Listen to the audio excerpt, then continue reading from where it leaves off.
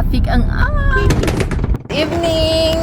Meron siyang kakaibang bunga. Madami na rin ang nag-aabang sa ating produkto na nasa ibang bansa at naisipan ko nga na personal na i-deliver ang second batch nitong orders natin sa bansang ito. Na natin. Ito ang aming big na. 6 na oras bago ang biyahe ko ay heto pa lang at mag-uumpisa akong mag-impake. 4 lang naman kasi ang laman ng maleta ko at una ko na ngang sinalansan itong mga crispy fried benne. At sa separate na lagayan naman itong mga bagoong. Nagdala rin ako ng konting tupig na siya ring popular delicacy dito sa aming bayan. At 3 pinya para mangamoy sweet tayo. Dahil walang kain-kain sa 12 hours na biyahe ay nalobat tayo. Kaya napabili tuloy tayo ng kape at muffin. Pumila na nga sa paglipad at nung natapat dito, napaisip ako kung ano bang gasolina ng mga eroplano. Mahaba-habang biyahe ulit na kain, nood at tulog ang gagawin. Ay nagbasa rin pala ako ng libro dahil may assignment tayo. Pagkakuha ng mga bagahe ay agad kong chinek ang mga laman nito at alhamdulillah buong buo pa. Mula sa airport ay dinaan ko kaagad ang order nitong supportive nating customer na kahit sa groups niya ay sinishare ang ating mga produkto. Kinahapunan ay larga ulit dahil alam kong matagal na nilang inaantay ito. Nandyang nag-deliver tayo sa hotel, sa mall, sa malapit sa supermarket.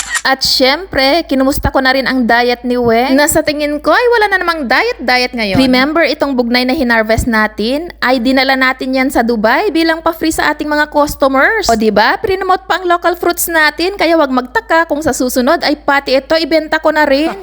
Day 2 ng delivery at medyo malayo-layo ang ating pupuntahan. Mga ngapit Emirates naman tayo. We are in Abu Dhabi and we are bringing the crispy bennek and bagoong. Andito tayo sa isa nating kakilala para i-deliver ang kanyang order. Ito na ang natira sa ating magic magic carton. Mga order na lang nila. 3 yung ating i-deliver.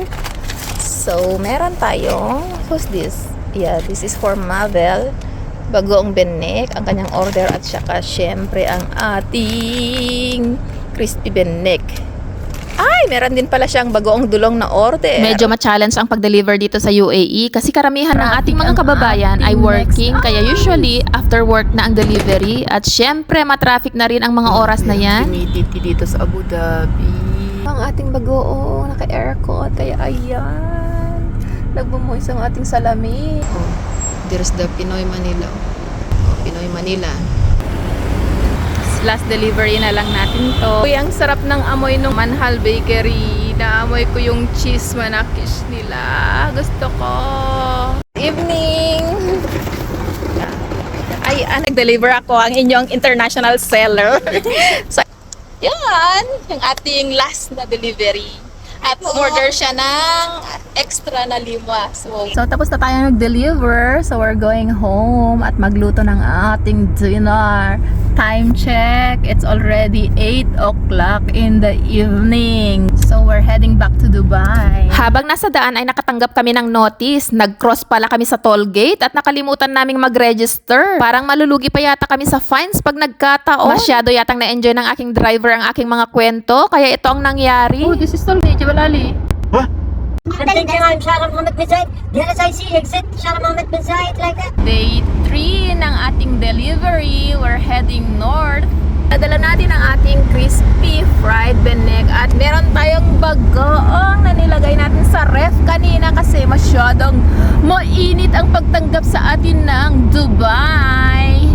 We are near to our destination. Turn right, then turn right. Itong ating ide-deliver ay na-late na sa pag-order kaya kung ano man ang natira sa ating mga dala ay siya nating ibibigay. Oh, get the tender hams. I said, oh, thank you. I'm so happy. Siyempre, pagkarating sa Dubai ay hindi ko nakalimutang i-message ang aking kaibigan pero nagulat ako sa reply niya sa aking message. Parang kape ang pait ng sakit na aking naramdaman. Hayun naman pala at nawala ang kanyang mga contacts kaya pati ang cellphone niya ay di na ako kilala. At naalala namin ang aming paborito kaya kahit naka-order na ng kape ay napalapit kami dito. At nalaman namin sa display na Morning Glory pala ang tawag sa kangkong. Sprouts, putofu. Ma'am, may extra Mild lang, baka hindi natin kaya. Magkalmoranas tayo naman.